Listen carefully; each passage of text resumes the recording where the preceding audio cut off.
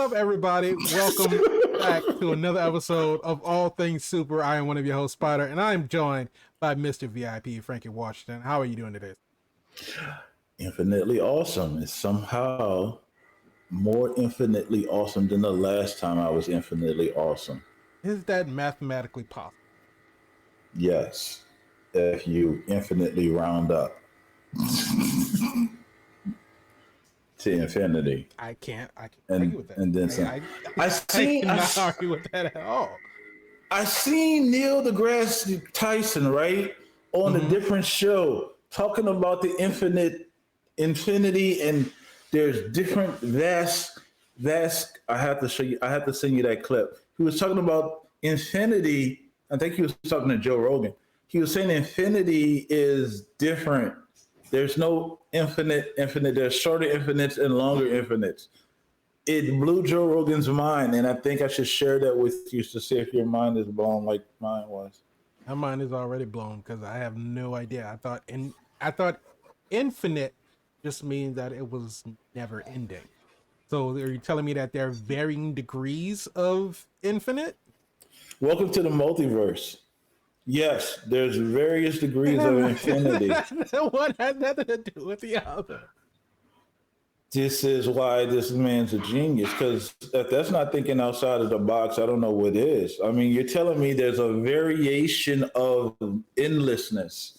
How? If there's no end to it, how is there a degree of distance and now there's a bunch of those at vast different sizes. So I'm surprised that clip didn't break the internet, because I was like, it make sense. Never seen that clip. I've never even heard of that clip. I will share that clip with you. I know the newcomers are on this channel. It's like, what is this, and why did they tell me to watch this? ATS does not stand for all things science. We are not that knowledgeable.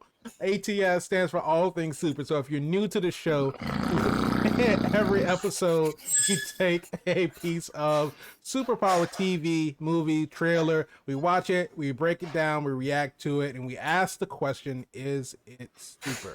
But we're going to try to find out. We'll figure it out. And of course, it's based on our opinions. But if you do enjoy that, we do ask that you subscribe to the channel, hit that bell for the notifications whenever we have a new episode that goes up. Or you can find us on your audio podcast streaming services around the globe. Or if you want to join in the conversation, you can tweet at us at ATSuperPod. But this is it ever up here? Episode, no. Are they subscribed? Never. No, never up there.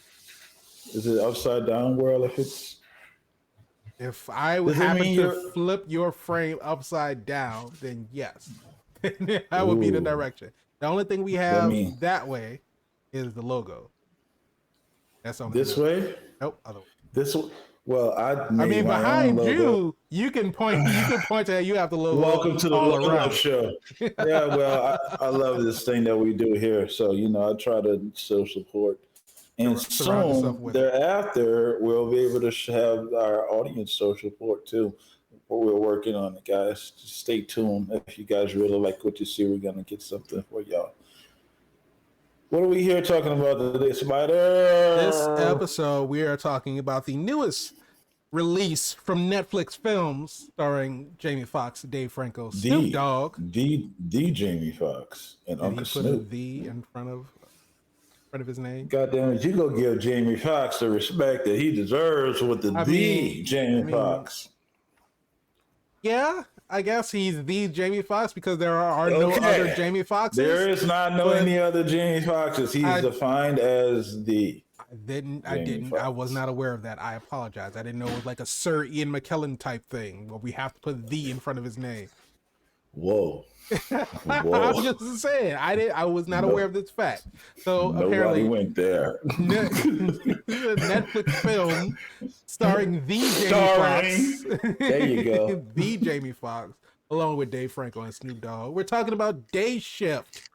So we're going to be talking about Day Shift. We're going to break it down. We're going to review it, and we're going to answer the question, is it super? But first and foremost, we have to let you know this movie just came out just the other day. So we have to hit him with the Spoiler warning. Meh, meh, meh. Just to break it down for those who want to participate at home. It's meh, meh, meh, meh. Say so, meh, meh. Meh, meh, meh, meh. It probably switches up anytime I do it. Anyway, that is your spoiler warning. That That you have means officially been known to stop at this point in time if you're gonna watch the movie starring Jamie Foxx and that whole cast of actors that Spider, like Uncle Snoop. mm-hmm. I am never upset to see Uncle Snoop on screen. No, not at all. Not at all. He For a was a man delight in. who we see very few and far in between of his acting roles, it is always it's always a joy to see him on screen, no matter what type of role he's playing. Because even Yes, if he's portraying another character, he's still Snoop Dogg. he's still He's Snoop. still Snoop, and nobody's mad at him for it. And it's just Snoop is gonna be Snoop no matter what he does, and that's who he What was is. that we watched that he was the Reverend? The Reverend. Oh, that's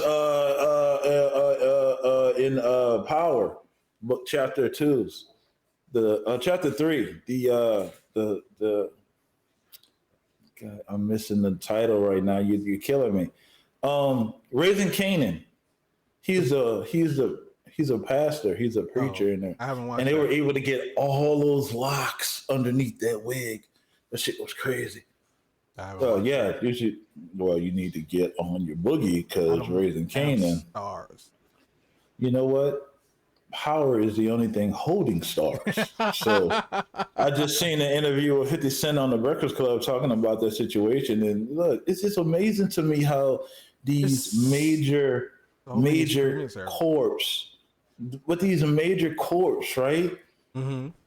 Not recognizing what we bring to the genre, what we bring into your signature show on your network, but you're not going to treat it as such. I understand this business, and you want to make sure your acquisitions are very affordable, but at the same time, clearly they're the reason that people have their subscriptions to your service.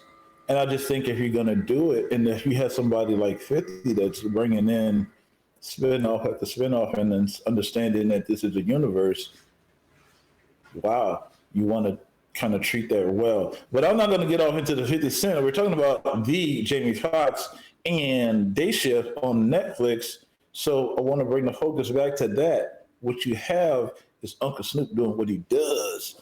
Anytime he's on a show, anytime he's on the screen, it's a delight to see. And it's never too much. It's just always, he's all, like you said, he's Snoop.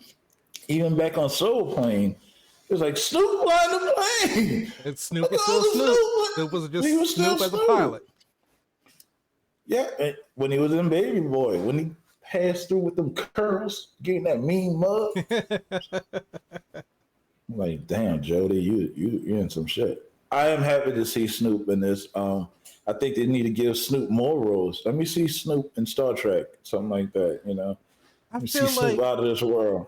I feel like it's not that he's not given more roles, because I feel like he probably, if he wanted more roles, I feel like he could probably take more roles. But I think Snoop is in a position to where I know he produces, I know he does his coaching thing for his kids. So I feel like Snoop gets into something, he's in that position where it's like, if I feel like this is a project that I'm passionate about and I want to be a part of it, I think Snoop has that leeway where he can say, all right, well, this is what I'm going to do. But other than that, I feel like he's just chill. He's coasting. He's vibing. He's like, I'll jump into a movie when I want to jump into a movie. Or I'll do a cameo on a TV show. Or I'll just, pop up on somebody's talk show. The things that he enjoys, like he did the hosting thing for the Olympics with Kevin Hart. I think he did that because he legitimately enjoyed doing that. Like, I think it was National Geographic that he was doing some voiceovers for, some like Project Earth stuff like that, or Wild Kingdom stuff like that. The stuff that he generally enjoys doing. Yeah, when he commentated on the side of the boxing match, I enjoyed that. He's a delight. He's America's treasure. There you go. I think that I would love to see him in more stuff, but I feel like I'm glad that I'm getting him in the stuff that we do get. Oh, that's very mature of you. I'm more childish, and I'm like, we need more Like I Uncle want it now. Snoop. I want it We now. need more Uncle Snoop and everything else. So you let Uncle Snoop do what Uncle Snoop does. Day Shift, Netflix got Mm-hmm. one, right? Do they? Do they? I Let's think talk this about was an interesting. Oh, let me recap for those who don't understand what is. You've been warned it. several Mm-hmm. times now. I don't know why we have to do this every time we You just got to. do this. Okay. It's for the new So listeners. Whenever somebody jumps into the episode, they could be a new listener. So we gotta let them they know could every be time. new listeners. You got Before we jumping into spoilers. There you go. We're going to Let them talk know. about because we can't talk about the movie without talking about the movie, but I'll try to intentionally spoil it for you. Listen, Day Shift, we got vampires in the daytime. We talked about this. I think we even did a review on the trailer, right? Yeah.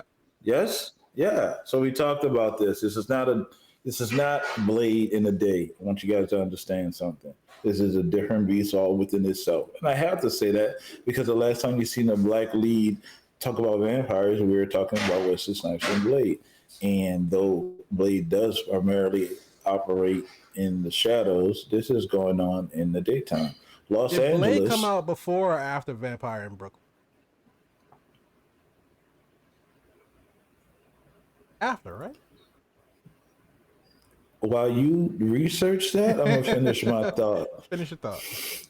Okay, so what we got is Los Angeles is filled with vampires. You were introduced to Jamie Foxx's character Ben. I'm not going to try to pronounce his last name because I'm dealing with some issues that I can't pronounce his last name. I need you to deal with that. I'm being mature about it. I need you to be mature about it too. Bud Jablonski.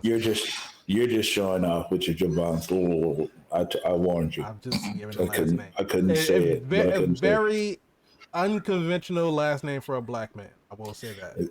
I said the same thing to myself. I'm like, why this name that we chose?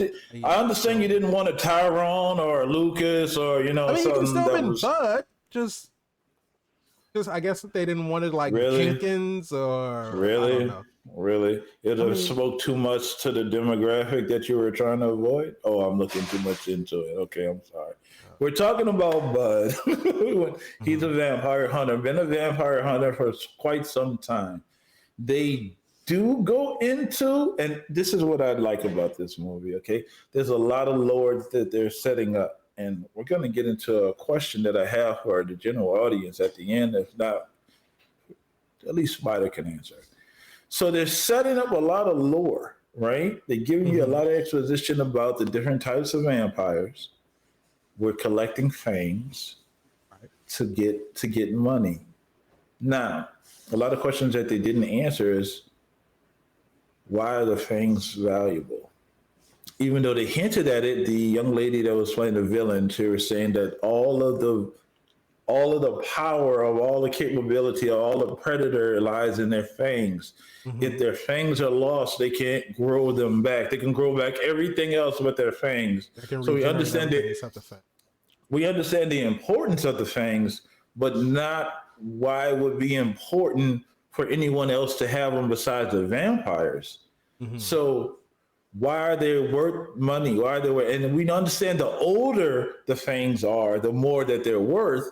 But why are they worth money? I'm questioning that part about the movie. But what I want to say about this movie is it's not just a Blade in the daytime. So if you're thinking it's I've seen Blade. Once you see one vampire movie, you've seen them all. They took the time to make it very different from that. And then you're getting an introduction through Mr. Franco's character because you have to have someone in the story that doesn't know what's going on. Instead of having somebody that's entirely clueless of what's going on, he understands that vampires do exist and he knows the book side of it, which big conversation in any industry. There's always the structured side of something, and then there's a practical, actual side. You talk to anybody that does sales, you talk to anybody that does any type of real life work versus what they train you in the book is different. And they'll tell you that book can get you either hurt or killed, which he alluded to. If he said if we still stuck to the rules, we'll be dead right now. Right. Exactly. So you're going to have to adjust on the fly and learn how to do things in the field as they come. So you're introduced to this character. He's been hunting vampires for a long period of time. He's obviously kept it a secret from his family for obvious reasons. You can see he's very careful. His office is not the same as his house. There's two sold separate worlds. He goes hunt vampires, make money, and then comes back and take care of his family. But the lies have been catching up to him in the sense of he's been lying to his family about the long nights and this and that, which any relationship or situation would get ahead to, because who wants to be lied to about things? And then his motivations, to me, like I said in the trailer breakdown, is very grounded. He doesn't want his family to move. He wants to spend time with his daughter. We're not at life saving, the whole city's in peril. These vampires exist. We know they exist. I need to just get enough 10 stacks, save my kid from having to move. She could get braces. They don't have to move. We could pay, you know what I'm saying? And I was with him for that. So you're introduced to this secret world of vampires, and it's incredibly funny how you have the guy, Mr. Franco, that's coming from the desk, who I think honestly carried the movie for the most part. He can't, no disrespect to Jamie Foxx, but somebody had to stand out, and to me, it was Uncle Snoop and Mr. Franco that carried the movie. Don't get me wrong, Jamie did his thing, but I think without those two, it wouldn't be what it is. And you could come for me in the comments, and it's okay. But there's something to be said about that. There's something to be said that he may have the knowledge on this movie to say, I'm going to dial it down and let these gentlemen shine. Mm-hmm. You don't know. That's an inner conversation that he can had with himself, or, let those guys shine, because Jamie Foxx don't need no movies. Jamie Foxx good. Jamie Foxx ain't need no money. He's straight. He could drop another album right now. I'll go get it. Well, I'm just saying what it is. But one of the cool things about it is he is establishing these Netflix movies.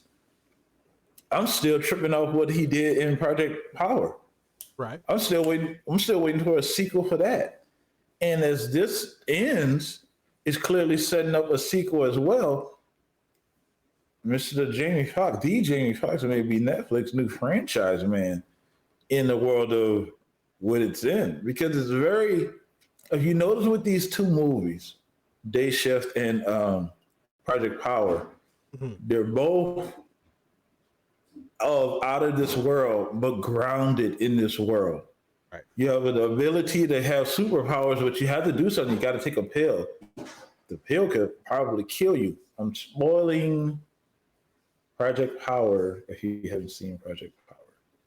That's my fault. Like I always say, I always say this conversation can go anywhere. This is an unscripted show.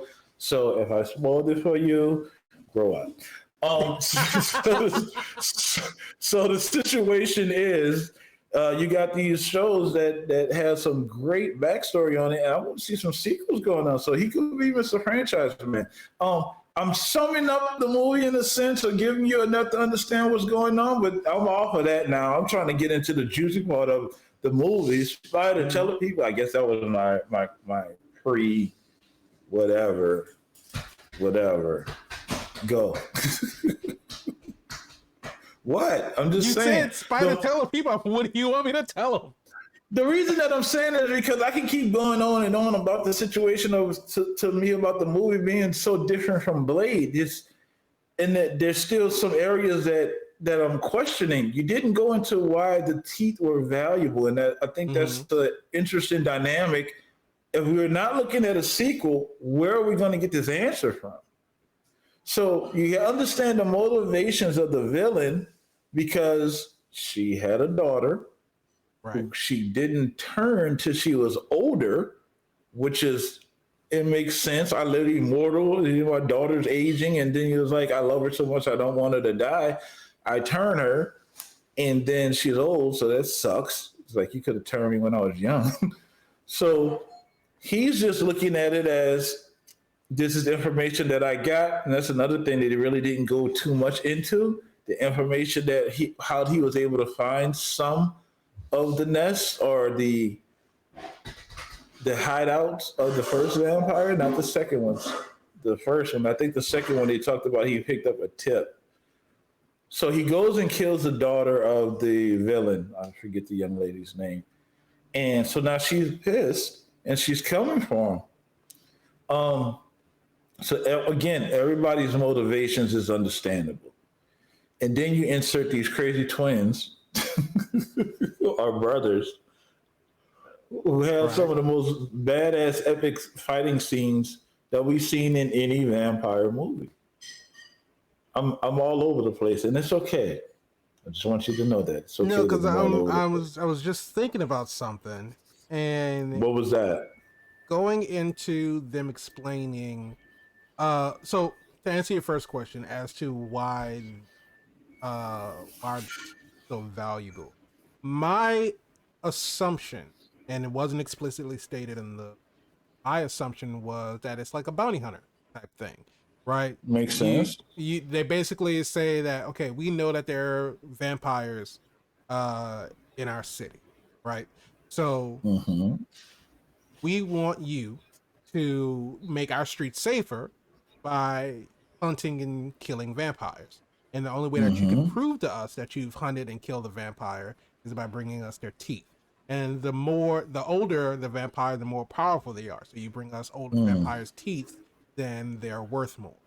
So that was my thought behind it. It was just like a bounty. You know what? You're absolutely right on that situation, and I guess I didn't catch that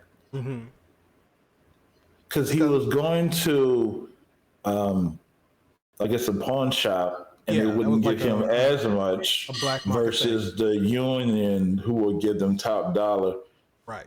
And then from the little chart, because I think we kind of touched on it when we were talking about the trailer, the chart, we were saying like, why is the teeth that he's bringing in, why is it like worth this little bit, or why he's only getting this bit amount? So it seems like there's a fluctuation, kind of like the stock market, where he brought in Eastern vampire fangs as opposed to Southern or Uber or, the different type of vampire that they have. So maybe that there was an influx of Eastern, like Eastern are not as strong, so they're easier to kill. So more people are bringing in Eastern vampire fangs. So like, well, we have a bunch of these, so we're not going to pay you as much because everybody's bringing it. But if you brought in an Uber vampire fangs and, or an elder like vampire fangs, and those are top dollar. But then to your question, it still begs the point for the pawn shop, like their purpose. The union could be like, okay, well, we're an organization, we're a fully funded, maybe government, maybe not government, but we're a fully funded organization dedicated to getting vampires off the street so they won't kill people. As far as the black market pawn shop type place, he obviously had those fangs just kind of in his office in the basement of the pawn shop, but what is he doing with it? We saw that he had one of them as a necklace. So are you reselling the fangs? Are you just holding on to the fangs? Or what is your motivation for keeping it? That's the part that, maybe begs a further question. But the thing that I was just thinking about was one of the things that they were talking about when they were revealing the abilities of the vampires was that they said that vampires can't reproduce. They can only turn. Yeah, they can only turn. And so if that was her daughter, so did she have the daughter before? Because she was the elder vampire that they were talking about. They said that there's just one elder vampire that's been around for hundreds and hundreds of years. They thought it was a man, but then they kind of said, oh, that's just folklore, that's legend, but she was the one that they were looking for as that elder vampire, the one that's been kind of running all of the things, and the one that was kind of supposed to make this new breed of vampire, because we saw that they were formulating this sunscreen where vampires could walk out through the day, and I think they were trying to force an evolution of vampires that could actually, be overturn the day, kind of like a zombie attack. Yeah, which we would not survive because you have superhuman vampires, no matter what capacity Exactly. overthrowing and overshooting the human. So I understood her motivations of wanting to overtake the day. Right. I mean, she was on some old school mindset. You guys Right. used to worship us. We about to take it back to those days. Yeah. But then the thing So about it is, again, like, she kind of contradicted herself because when she was putting the dude in the foundation in the house and covering him with cement, she was telling him, "You guys are too stuck in your old ways. Well, we need to modernize things. We need to change things. We need to sort of go into a new era of vampires." And so that's why she was killing off all of the old heads, and but she still wants to go back to the way it was old when people worshipped vampires or they revered them as gods because they were, highly superior to a human. And so the motivation was there, but I feel like it wasn't well explained because there were like many ways to kind of interpret exactly what she was trying to accomplish. But then at the same time, it was kind of like, are you like, what are you really trying to do? Like, what's your end goal? Like, we understand you're creating like this sunscreen in order for vampires to go or out throughout the day and maybe turn more people. Okay, and I guess extend your vampire like your reach across California, then maybe across the world. Because well, I mean, it's already across the world because when Bud went back to the Union, Big J told him, "You're like, look, we globalized. We're international right, now. It's like things are blowing up right. in Paris right now. So there are already vampires all over the world, but I guess they're trying to strengthen their presence by being able to go out during the day, maybe turn more people. But like I said, it's just the motivation. It was like I can kind of understand it, but at the same time,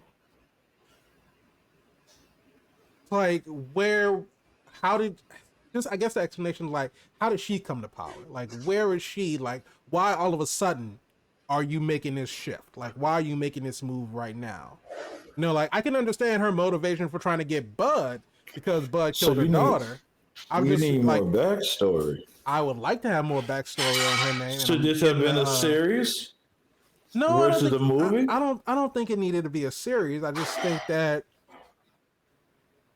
for the way they explain her, the way they introduce her as just as soon as we see her, the first time we see her, she's already killing off the the old ways. Like whatever her faction of vampirism, she's killing off the old ways. That's the first time that we see her. We don't see her like standing in a meeting where there's a council of older vampires and they're talking about some stuff, and then she says, she tries to speak up and then they shut her down, or she tries to give an idea but she's like brushed off as this is not the way we do things. Like just a Why? couple Because of she's a other scenes. woman.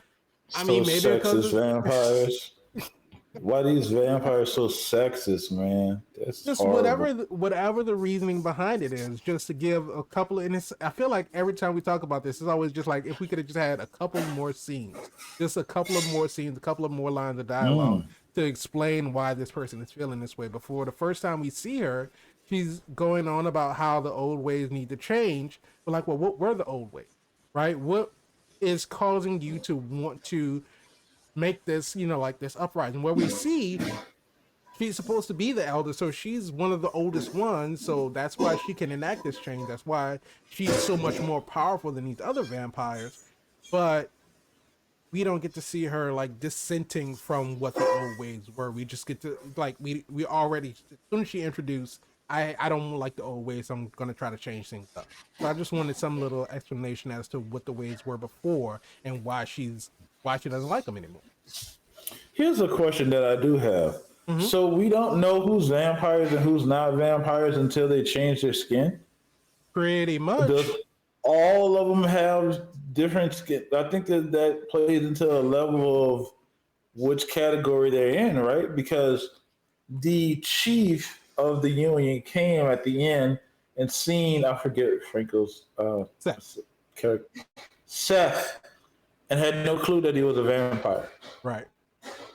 So we don't know who's vampires. And I mean, even when Jamie Foxx's character Bud went to the apartment and saw the young lady for the first time Heather, I think. moving in, Heather, Mhm. He didn't know she was a vampire. It Right. wasn't until later where I guess he put it together that Yeah. because she Because moved in. he saw the bald guy with the one white eye. He saw her sitting in her apartment, and then when he was picking up his daughter, he saw the same bald guy. You know, he was riding in the car. Well, no, while he was outside of the party, he saw him like drive across. He'd drive down the street when old girl called him on the phone saying that he went and got his daughter. Like, yo, we gotta go. Obviously, they know where I am, and so when he saw him come after him in the parking lot, and he just straight up got his knife out of the back of the truck and straight up sliced his head off. Broad daylight. Quick work. Broad Quick work. daylight. Quick work. And so yeah, that's when he put two and two together because when he met Heather, he told her his name. He told her where, what apartment he was staying in. So obviously when he saw them talking and then he seen them, like he seen the dude in the street, he was like, okay, obviously he put two and two together. That's how they found out where I was. So let me Gotta stop being so friendly. Gotta stop being so friendly. Can't be friendly to your neighbors. Can't be friendly to everybody, man. You put your business out there, people go run up on you, and then you get your throat slashed in a parking lot just because you didn't put your buggy back. Put your buggy back. I'm just telling you, you don't want your throat slashed. Listen, day shift. We're fighting vampires in the daytime in Los Angeles, California. Uncle Snoop's there. Uncle Snoop, unfortunately, gets bit in the neck. Took a huge chunk out of his. He's a flesh wound. Yeah, these are the guys that you don't want around you in a zombie apocalypse because, it's just a flesh wound. Next thing you know, they snapping at you. Listen, I'm glad Snoop survived, but is he a vampire now? Absolutely. He's absolutely got to be a vampire. So we don't understand the full dynamic of, because if you really watch the movie, they strategically give you just enough for you to go on. So we're under the understanding that all vampires are bad because all the ones that we've seen were, until we get Mr. Franco's Seth and the neighbor Heather. They're good vampires. Is that too jarring? Or is that something that you can accept in the context of the story? I think that if we would have seen prior to Seth's transformation, I think if we would have gotten, because I'm trying to think, did we get, because Seth got turned first before, because Seth got turned. And then before we went to Heather's house, and he told Seth again to stay in the truck because he went to go confront Heather. And then that's when, so Seth's introduction was the first time that we saw that there was a vampire who wasn't immediately going. Well, I mean, I say wasn't immediately because Seth did immediately come after him. But even though he turned, he still kind of kept his same, he kept his memories, he kept his, his same consciousness, same demeanor. He was still, nerdy accountant Seth, but he had the powers and abilities of the vampire. I think if we would have met Heather first and would have seen that, somebody who wasn't just turned, because it kind of lent itself into, okay, maybe just because he was just turned, that's why he was still, more in control, kind of more, or willing. Less in control. Well, yeah. But I mean, I feel like even though after he got his head cut off, what wasn't explained was maybe why he was able to get his head cut off and still survive versus everyone else dying. Maybe because Bud didn't take his fangs. Maybe that's why he was still able to survive. That would mean everyone else was alive that they decapitated. Here's the thing, because he also said when he killed, and I want to remember the woman's name, Audrey San Fernando. That was the name of. I was gonna say Lucy, and then Lucy would have been 100% wrong. So you did better than me. But so who doesn't love Lucy though? Who doesn't love Lucy? I love Lucy. I love Lucy. But when he killed Audrey, the thing that he said before she died was wood to the heart and then silver to the neck. So because he didn't shoot Seth, because you saw that every other vampire that he killed, they were all shot first. before he chopped off their head, because he shot him in the heart. And then even when they were in that house with the what were the brothers' names? The Nazarian brothers. When he was in the house with the Nazarian brothers, One before of the he best action scenes crazy in action Netflix scene. history. Yeah, They could have kept sharing the gum. I'm good with that. that brotherly connection, that was a little bit too far. Like everything else, you could tell they were a team. We didn't have to get any kind of backstory on them, but they knew they worked well with each other. Like the thing about the bullet, he was like, send one. He cocked the bullet out and then he caught it in the other gun. Amazing, crazy, but amazing. But after they killed all of those vampires, we saw that they had, of course, all of them had been shot, but before he took the fangs out, he chopped all of their heads off. So wood to the heart and then silver to the neck. So because Seth hadn't gotten shot first, I think it didn't complete that, this is how you kill them completely. Okay, so what's the boss lady's name? San Fernando. What was it again? Audrey San Fernando. Okay, so Audrey took a bullet to the back of the neck, caught it with her teeth on some Last Dragon style. Haven't seen that since Bruce Leroy. Caught it, and didn't catch it forward, caught it backwards. Right? Because her back was turned. She's not shot in the heart, and it wasn't a wooden bullet. I think it was a silver bullet or a lead bullet. It was. Yeah. Okay, so she didn't get it in the heart. She attacked him full speed, and he had the wire. Great call back from the front to the back, because we established that it works every time. Every time.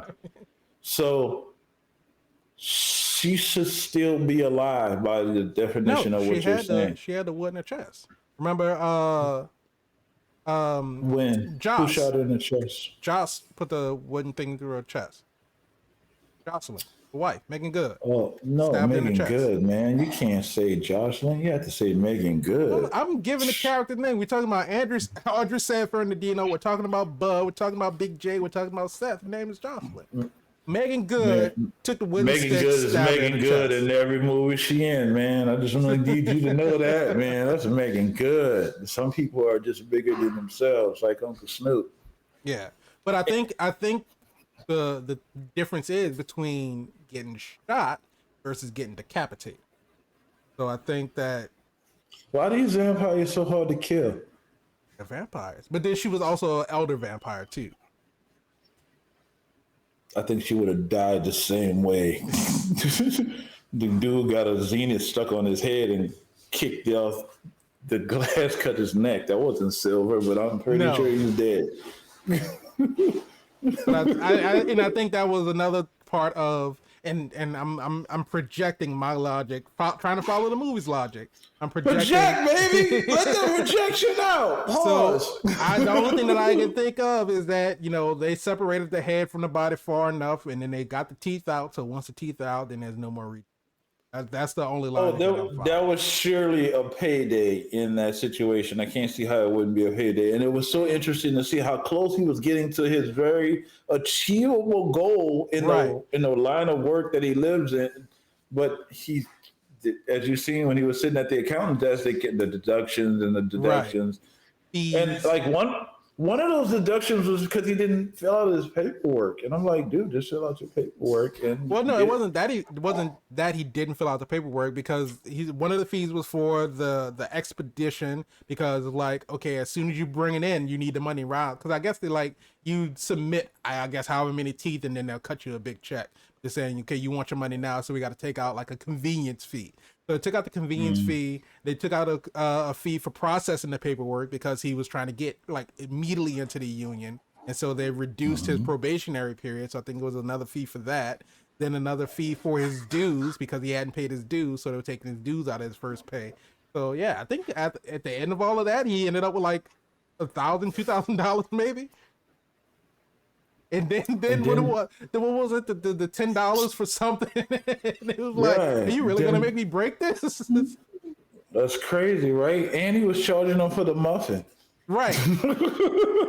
The muffin he didn't even ask for. I feel like that was kind of messed up for Seth, though. I understand you were trying to be nice, but if you're trying to be nice and if you run into Starbucks, I'm going to Starbucks, I feel like Spider might want a muffin. So I'm gonna go and go to Starbucks, get him a muffin. Spider didn't want the muffin, he threw it away. Well, I guess maybe because he was offended because he threw it away. I think if he would have just declined it, maybe he wouldn't have wanted to charge it back for it. But even still, if you're going out of your way to get somebody something that they didn't ask for, I don't. Yeah, it's like, I don't think. Hey, dude, I got you like 4 brand new tires on your truck, so that's gonna be like, you know, $2,700. Right, that you owe me. Like, I didn't ask for that. I didn't ask for that. What are you doing? What are you talking about?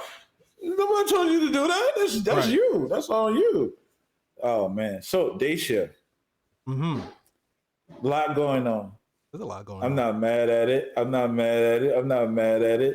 Again, Jamie Foxx is back at it, doing it again.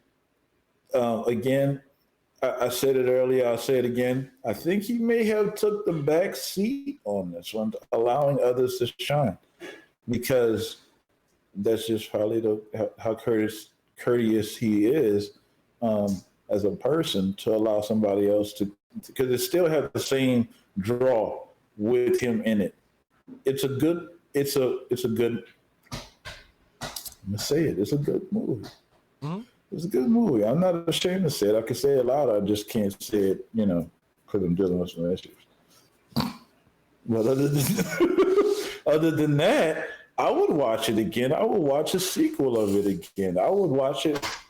Everything was very well done, in my opinion. Yeah. But the question is it super? Is it? You sound like the promo. Spider, tell the people what you thought about the movie. No, I liked it. I thought it was, again, and I've said in many episodes before, I'm a sucker for the action comedy.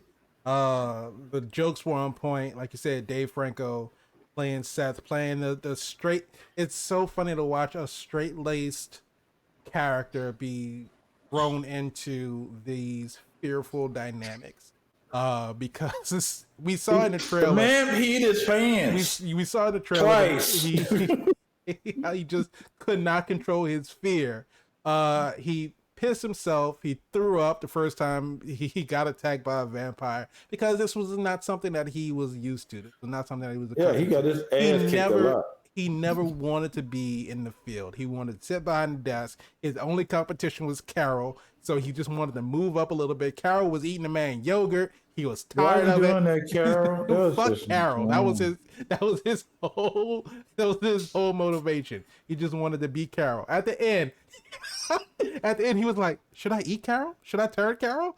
He's like, "No, just leave Carol alone." He was like, "All right, well, I'm not gonna go after Carol, but if some chance encounter, if I meet her in the street, came up, I can't promise y'all that I'm not gonna eat Carol." Again, and it was just those type of like little witty things that he was just kind of throwing into. Shout out to Dave Franco, just being absolutely phenomenal. Why they gotta keep killing Dave Franco and everything he's in? Because when he got killed, I was like, well, when he got killed, I was like, they keep. I was keep killing my guy. Like the only thing I ever seen him die in 21 Jump Street. I was like, damn, they keep killing this dude. In 6 Underground, he died in 6 Underground too, like we talked about. He died in 6 Underground. Why? I mean, it's the Michelle Rodriguez phenomenon. You get into the movie every single What's the Michelle Rodriguez phenomenon? Every single movie, almost every movie she's in, she's getting killed. They need to stop doing that.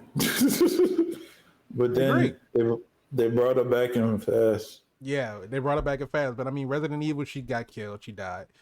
Avatar, she got killed. I think she died in the first movie, Girl Fight, too. Oh. Michelle Rodriguez's first movie is Girl Fight. The first movie I saw her in. Mm-hmm. It's an excellent movie, by the way. I think I have seen that movie, but it's been a long time. What are you trying to say? And I haven't seen it, so I don't remember. I was like, yes, Michelle Rodriguez, yes. I'm just saying. While you do the research into what you're doing, I'm going to talk to the people. Hello, everybody. I want you to understand that this drink has been sponsored by Mr. VIP himself, Frankie Washington. Frank, what? You could have easily just talked about the movie at some point. You didn't have. You know what? Then we would have missed our sponsorship. We don't sponsor ourselves. I keep telling you that. That's not the way sponsorships work. Okay. If you say so, buddy. Allow me to reintroduce myself. My name is Peter. But regardless, no, I enjoyed the movie. The movie was great. It was, like I said, I'm a sucker for action comedy. The fights and what? Don't do all that. Don't do all that build up. What Let build these up? people know. You all asked this me to build up answer you're the doing. question. You say, Spider, tell the people what you thought about the movie. So I got into explaining what I thought about the movie. You started talking about you hate when they kill off Dave Franco. I brought up Michelle Rodriguez. You started talking about Girl Fight. I went to see what Girl Fight. I went to go see to remind myself about Girl Fight. You stopped with your sponsorship. I went back to finish answering the question. I think everything that just happened that you explained is exactly how it's supposed to go. People are going to start thinking this show is scripted. Everything that you said happened exactly that way. Because it happened already. It's not how scripts work.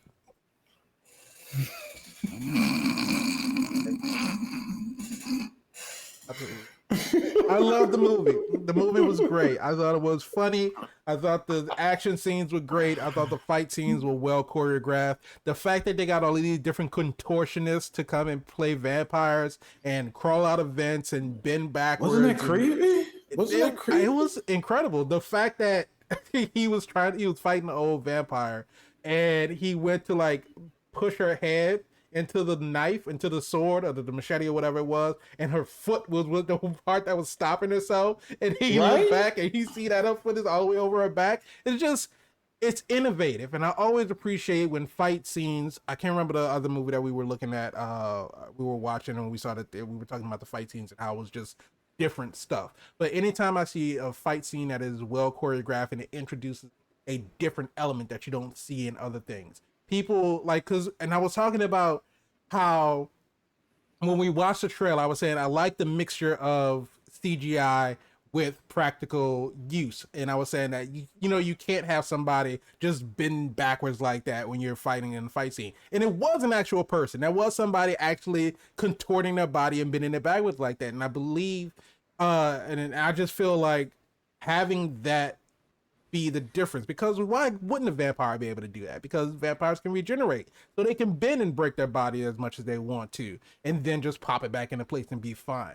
So I felt like that was a very nice element, a nice addition that they added into being able to do these fight scenes. I thought it was incredible. Like we said, the fight scenes with the Nazarian brothers and them going in and everything that they were doing was just absolutely, it was crazy. Again, just seeing stuff that we haven't seen before. If we have seen it before, it's very rare that we do see it. But just them working together, the different parts of their weapons that they were pulling apart, and they had the silver, they had the machetes, the swords, and then shooting with all the different types of guns and everything. That whole scene was just amazing. I loved it. I thought it was a great movie. It was funny when it needed to be funny, and they got through the exposition when they needed to get through the exposition. And another thing that I liked was that they make it seem like Bud is this renegade, this cowboy, doesn't follow the rules. He's going, off the books. He's going, just kind of doing his own thing. He's gotten all of these infractions, these violations written up against him. That's what got him kicked out of the union. But then we see at the end of the movie, it's not that Bud doesn't know the rules, or not that he doesn't abide by the rules, but like he mentioned in the set, sometimes you got to throw the rule book aside. But at the end, we see that he knows the codes just as well as Seth does. He's tested Seth. He's like, okay, well, how many different types of vampires are on there?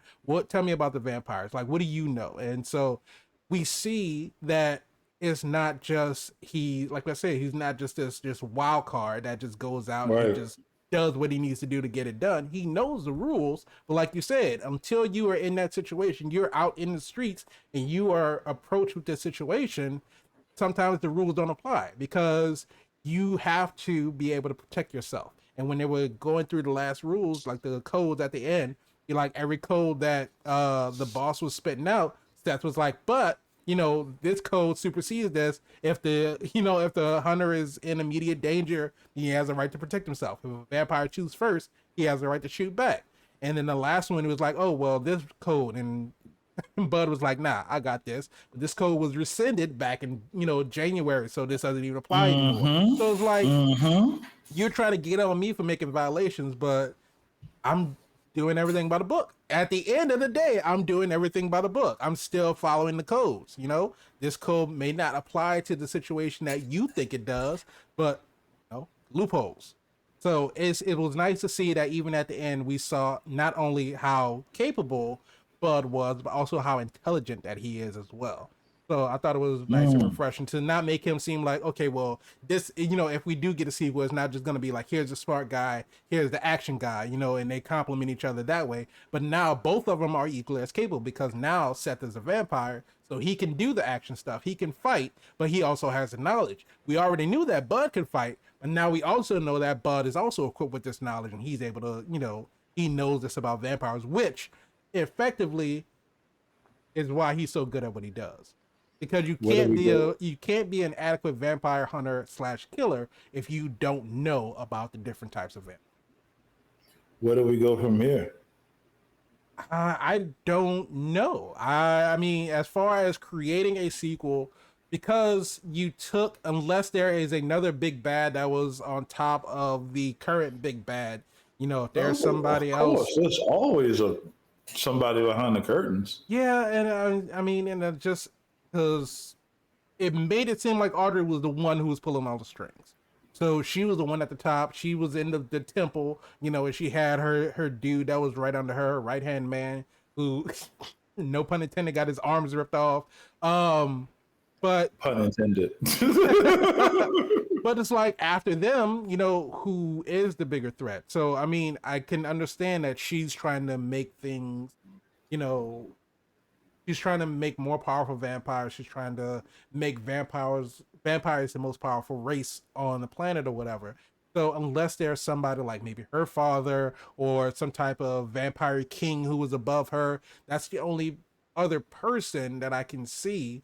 Or we would need to have some type of more powerful vampire that would elicit Bud and Seth and Big John coming back, because as far as Bud knows, as far as Bud and Seth and the rest of the Union, as far as they know, Big J is dead.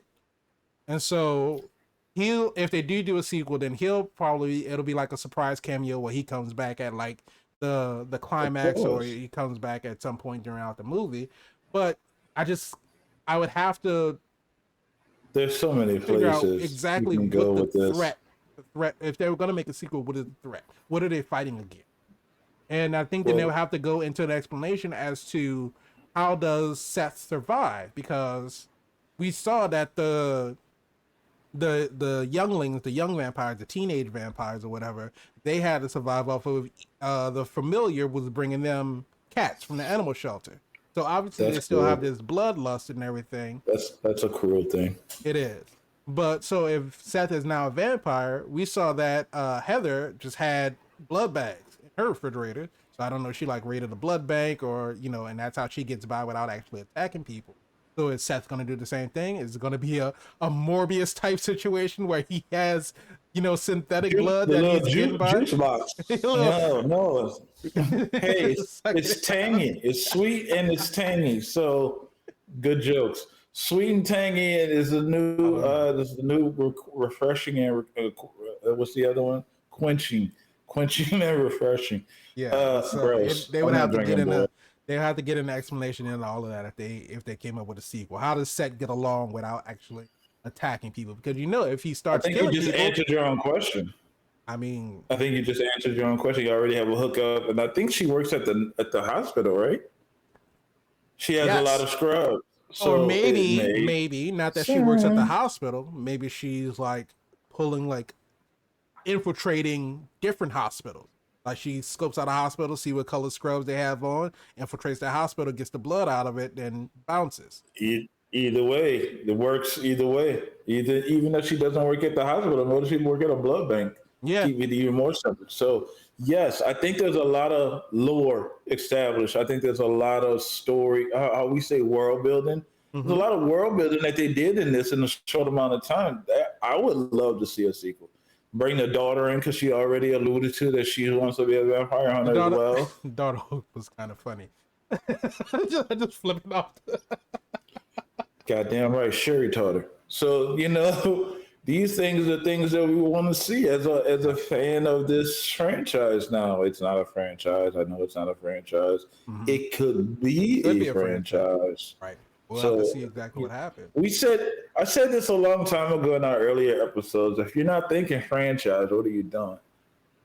You should be thinking franchise. And I'm thinking Mr. Jamie Foxx can carry not one, but two franchises I in don't Netflix. think that. I don't think Project Power franchise. Oh my At least god! because, like you like, and I'll disagree with you if you're saying if in a in a realm of Netflix, you're saying if you're not thinking franchise, then what do you?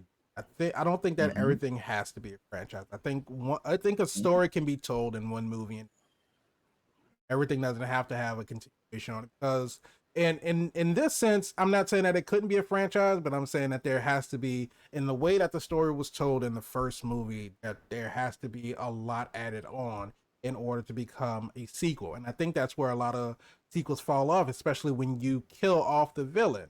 Because if you have a villain that you've defeated, but they're not dead, maybe they're arrested, maybe they ran away or they got away, then that could lead into a sequel because now the villain or the antagonist is coming back bigger and better, coming back stronger and more motivated because now they have a rivalry, they have a foe, they have somebody. Well, you beat me, so now I'm coming after you, and now I'm going to figure out how to destroy you. Protagonist has to combat that while still, trying to move on with the continuation from the first one. When you kill off the villain in the first one, then you either have to develop another villain in the second one, or you have to have some type of antagonizing force to go against the protagonist after your first move is over. When you build up a villain that's this person is supposed to be the most powerful of this type, and then you kill them off, then where do you go from there for a second? So I'm not saying Like that you it already can't said. be. I'm not Like saying you that it already can't be said. created. Raise the stakes. Well, why? If you're thinking These about stakes are so franchises, grounded. if you're thinking about franchises, then why would you go to the very pinnacle? If you're thinking franchise and you want to make a sequel, then you still have to raise the stakes. Like if you go up to the top of Everest, you're like, okay, well, what is that? What do I do beyond that? Because that's the tallest mountain. I can't go any higher than that. There's nothing else that exists that's higher than that. So where do you go from there? How do you get higher than Everest? Because we established these circumstances at such a low level, there could be an easy thing that this new vamp is coming in from the east, start collecting younglings and start making a gang. Now you have a situation that Bud has to go against this new guy, and Bud's reputation is growing. Or I heard about you. Maybe it's getting to a point, like you said, Big John's gone. Maybe now Bud is at a level that he's respected like Big John is. He's like, oh, I heard about you, Mm-hmm. but Bud Drzowski, on the Jablonski. streets. That's what I would have said if I knew how. Um, so now you got a situation that is an inevitable clash because we get a little more cocky of a Bud, and it's like you're just another payday for me, right? Mm-hmm. This is not Blade. You got a whole different personality in Jamie Foxx's character. So he has range to go places with this. He's clearly skilled. He's skilled. He can do this probably all day, like Cap. But at the same time, you're getting a different type of iteration of him because you're going to want to see the character played a little differently, but he might be more serious about it now. His daughter is in it now if they decide to go that route. So I'm looking at taking this vampire down. Sequel, and then do the daughter, that have to be a time jump. Clearly, somewhat, yes, definitely. And if because I want to say she's. But let's just say he's going against the big one, and then she's going against somebody or one of his underlings. And at the same time, maybe mom got kidnapped. Maybe mom gets turned. And so now they have to deal with the aftermath of, okay, my wife is a vampire, my mom is a vampire. Do we hate vampires? Well, Because obviously again, they we don't hate touched on it, vampires because they but they did don't because they didn't kill Seth or Heather. right. I don't know why I wanted to say Wendy come from. Shout out Wendy Williams. Just threw that out there. It came. Deal with it. Deal with it. But Deal when with it comes to day shift, this is VIP Frankie Washington. Is day shift super? Goddamn right it is. It stars D. Jamie Foxx. What the hell? Well, we went into this with this. Uncle Snoop's in it. How you can have anything Uncle Snoop's in that's not fucking super? Come on, man. And then everyone else is along for the ride, man. Listen, we got vampires in the daytime. When we even had to play the night shift, they say, welcome to the night shift, motherfucker. At least that's what I would have said. But it's different. It's not the everyday what you think the cookie cutter vampire situation. I think anyone should see this movie. I think it's a great mix between action, comedy, a little bit of sci-fi, not that much horror. There's no jump scares in here or anything like this, but it is a good time. I think they took a lot of time to craft out the abilities and the world building of this. Bud's a pool cleaner.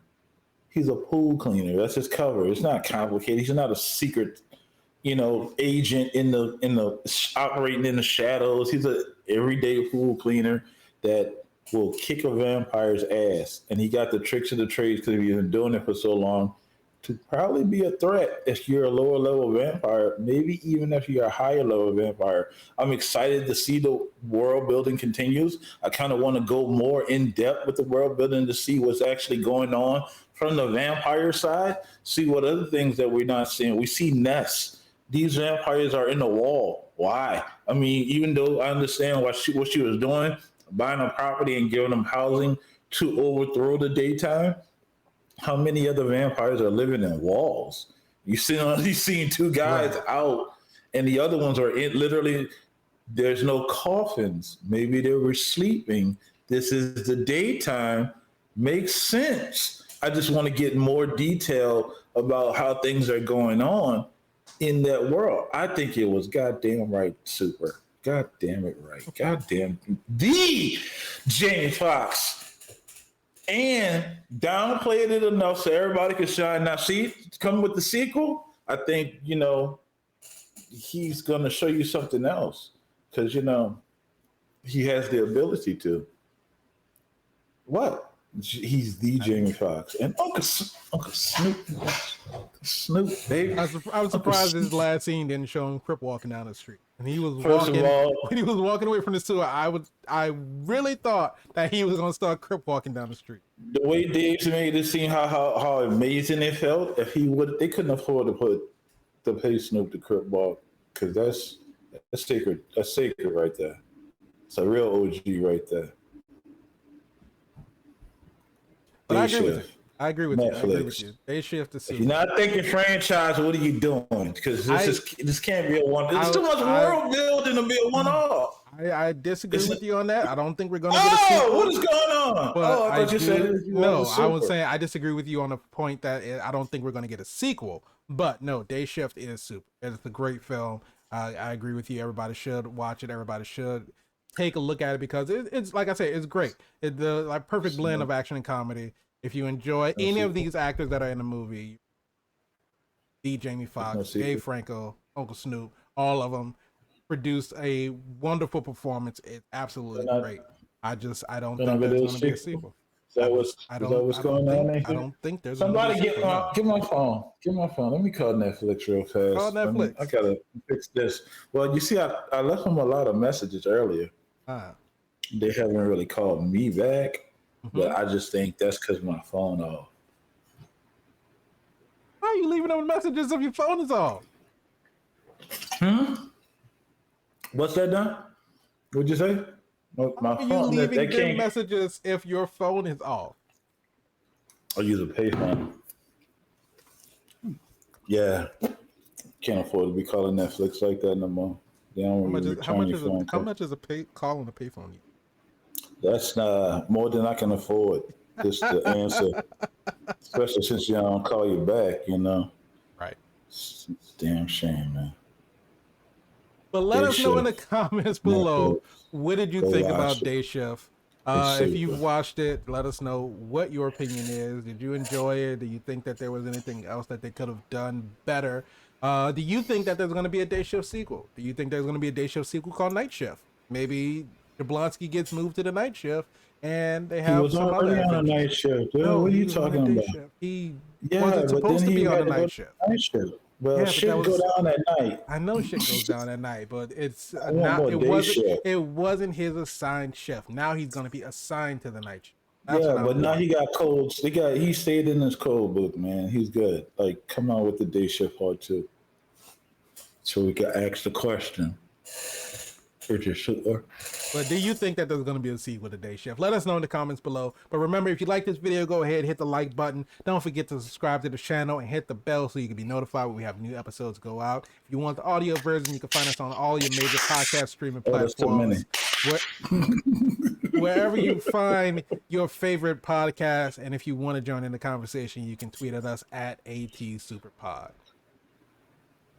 Listen, I love all the people that tolerate us in this capacity. And I know we go through a lot of stuff before we answer the question: is the movie super or not, or the Well, we TV got to show talk super about or the not, movie. or We the got to talk comic? about it first before we can answer the question: is it super? That justifies why we think if it's super or not. I love y'all. that's that's the bottom line. I don't want to say nothing else. I don't want to get sued. All right. Well, we'll end it there. Thank you, everybody, for joining us this week. We really appreciate you guys, and we'll catch you in the next episode. Yeah, we will.